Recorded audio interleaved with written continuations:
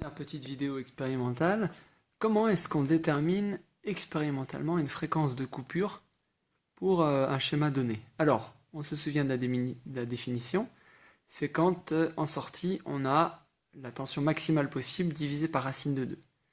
D'accord? Donc dans notre cas, supposons que on a un circuit dont on ne connaît pas, c'est pas ce qu'il y a dedans, donc c'est exactement ce qu'il y a sur le partiel de TP, sauf que c'est une jolie boîte. Et vous avez comme outil le GBF et l'oscillo. Et il faut trouver la fréquence de coupure. Comment est-ce qu'on fait? Là où les fréquences de coupure. Alors déjà, ce qu'on fait, c'est que on va balayer en fréquence, mais de manière rapide, en utilisant la molette, et en regardant en même temps à l'oscillo, qu'est-ce qu'on a en sortie. Alors là, je suis en basse fréquence, et je m'amuse à monter en haute fréquence. Évidemment, au fur et à mesure, alors là on voit que déjà en basse fréquence, les deux courbes sont superposées, VS et VE. Donc là, j'ai pas d'atténuation, j'ai pas d'amplification. Je commence à monter en fréquence. Voilà, je peux utiliser là-bas les touches, donc 1 kHz par exemple. Je rectifie en même temps un petit peu la base de temps pour y voir quelque chose. Là, bon, pas de changement. Je continue d'augmenter en fréquence. Et là, c'est peut-être pas très visible à la caméra, mais on voit que ça commence à s'atténuer un petit peu sur la sortie VS en bleu. Là, je suis à 12 kHz.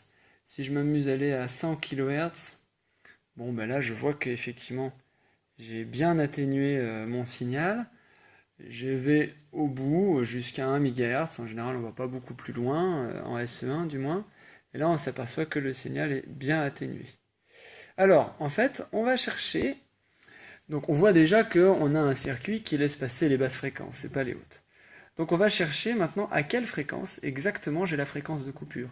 C'est-à-dire quand est-ce que VS est égal à VE sur racine de 2. Parce que j'ai vu qu'au maximum là, en sortie j'avais VE.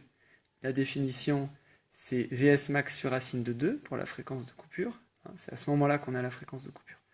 Du coup, quand est-ce que j'ai ici à peu près 10 volts sur racine de 2, ça fait à peu près 7 volts.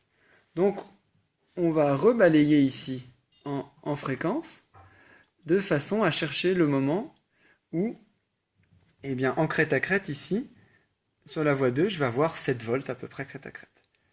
Donc là, on voit que quand je diminue en fréquence, il y a un petit peu plus d'amplitude. Il faut que je change la base de temps, bien sûr. C'est pour ça que c'est important de bien savoir utiliser l'oscilloscope. Voilà. Tac, il faut y voir quand même quelque chose. Je continue de descendre en fréquence. Et là, on voit que CH2 commence à aller à 4 volts, 5 volts crête à crête.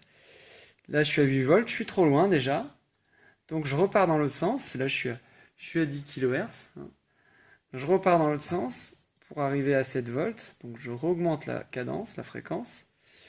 Voilà, j'ai à peu près 7 volts 2. Très bien. 7 volts 2, si je fais 10,1 sur racine de 2, ça fait à peu près 7 volts 2 d'ailleurs.